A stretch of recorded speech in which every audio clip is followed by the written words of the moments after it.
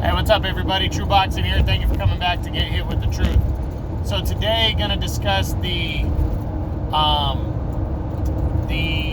FOX pay-per-view card taking place Saturday, May 1st. It's gonna be headlined by the heavyweight showdown between former unified heavyweight champion Andy Ruiz and former world title challenger Chris Arreola. All Mexican heavyweight showdown right there.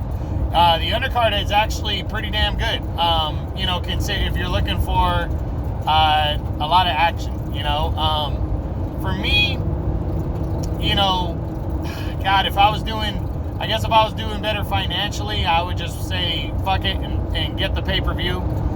But, the main event doesn't sell me too well, but, it's not to say it's going to be a bad one. It's just, it doesn't interest me as much, and there's, the undercard's pretty decent, but in terms of significance and moving forward and big-time wins, I don't see this on the card. Dent-making wins is what I mean. Any fights, but all the fights should be pretty good in terms of action. So, $49.99, it's up to you if how you want to view it, but should be a decent card in terms of action. So, the first fight on the card I want to talk about is going to see undefeated rising welterweight Jesus Ramos. He's 15-0, 14 knockouts, so pretty solid. Is taking on,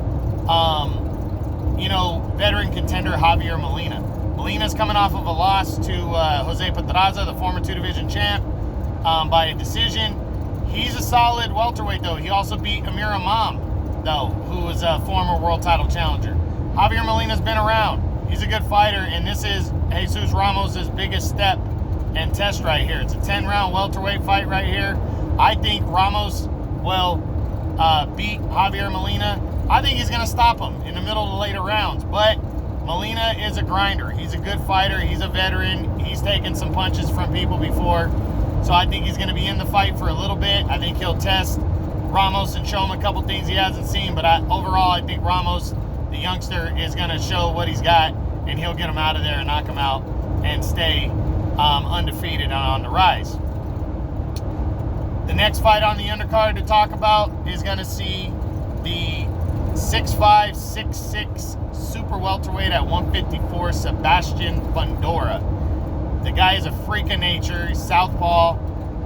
He has power in both hands, and he is taking on Jorge Cota, a fight that was supposed to happen in his last fight, I believe earlier this year or late last year.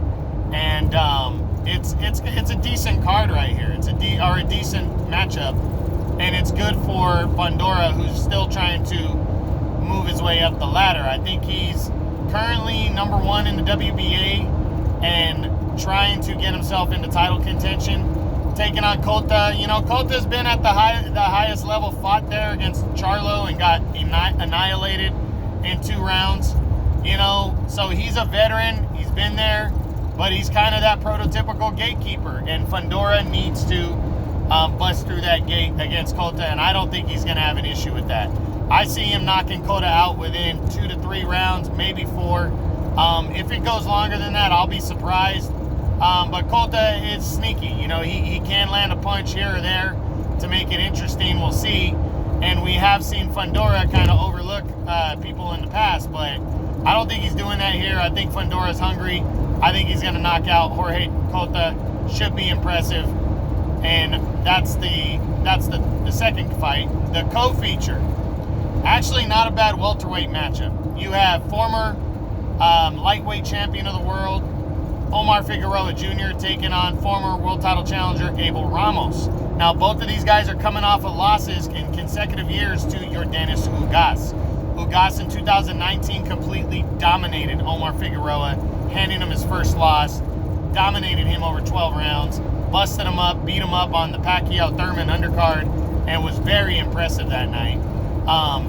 And then last year, Abel Ramos got in the ring with Ugas for the vacant WBA regular title, and he didn't fight too bad. It was actually a pretty damn good fight. Ugas outboxed him, outclassed him, but Ramos let everybody know that he's there and he's a game veteran. Now these two guys are matching up against each other. Is Figueroa ready to jump back into the mix? Is Ramos better than we expect? Is he going to have a good, strong showing again? I think he will have a good, strong showing. I think he's a live underdog coming into this one. I wouldn't be surprised if he pulled off the win, but I think Omar Figueroa, with all the punches that he throws, I think he's going to figure this one out and walk away with a close decision. Might be a little, he might have a little bit of a cushion and make it a little clear, but at the end of the day, he wins this fight. He keeps moving forward and tries, and it could get him back into the mix. Probably needs another win or two after it, but he's got to get this win. Not going to be easy by any means. Should be a pretty good co-feature and a pretty good fight in a welterweight division. But the main event, heavyweight action, former unified heavyweight champion Andy Ruiz Jr. returning finally since his loss to Anthony Joshua. 17-month layoff as he takes on Chris Arreola, the former two-time world title challenger. Arreola, I believe he's 40 already. He's got to be. Is taking on Andy Ruiz, who's slimmed down and is now working with Eddie Reynoso, Canelo's trainer, Oscar Valdez's trainer. I'm interested in seeing Ruiz in action and seeing how he does against the veteran Arreola, but I'm more interested in seeing how his boxing will improve heading into this fight. He was already a good boxer, fast hands, for a guy, especially for a guy his size. He can land those sneaky punches, definitely a crafty and a game fighter. But now that the weight seems to be getting better, way more under control, how's he going to look? And is he going to be able to carry that power still? And is he going to be swifter on his feet? Is he going to be better? And all that stuff. Arreola's a good guy to test himself, to the new stuff on. And I think Ruiz is going to break down Arreola. I think he's going to stop him in the middle of the later rounds, but, I wouldn't be surprised with Arreola with as many punches as he's taken. He's a tough guy if he went the distance, but I don't think he's really has a chance of winning, but you never know. Because of Ruiz's style, and you never know what a guy can get caught with. But I think Andy Ruiz is hungry. I think he wants to get back in that mix. I think he understands that he is fourth in a very big foursome in the heavyweight division right now, and he wants to improve on that and move on to possibly a rubber match with Joshua at some point, possibly a showdown with Deontay Wilder that was being rumored earlier in the year. So Andy Ruiz really wants to, make a dent, make an impression, and show everybody that he's in shape, and he's just as good as he was before, if not better now, especially under the tutelage of Eddie Reynoso, and I think he'll get that and knock out Chris Arreola, or at the very least dominate him over 12 rounds. So we'll see. But that's it. It's on pay-per-view on Saturday, May 1st, $49.99. So if you want to order it and see a lot of action, should be good action, check it out.